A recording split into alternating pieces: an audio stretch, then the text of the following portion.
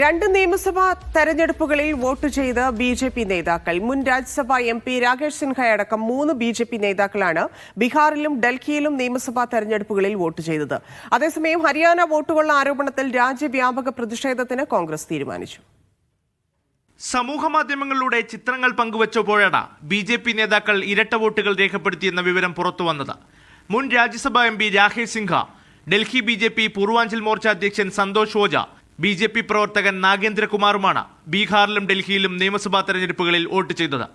ഡൽഹിയിൽ ദ്വാരകയിലും ബീഹാറിൽ Begusarai മണ്ഡലത്തിലുമാണ് Rakesh സിൻഹയുടെ vote.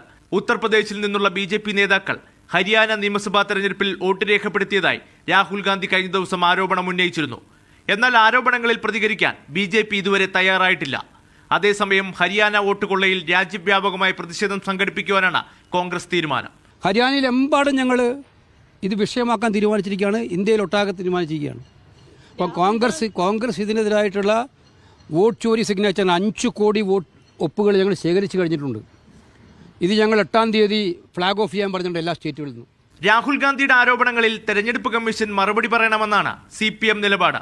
Vote കൊള്ളയ്ക്ക് പുറമെ SIR-നെതിരെയും ഇന്ത്യ സഖ്യം രാജ്യവ്യാപക പ്രതിഷേധത്തിനൊരുങ്ങുകയാണ്.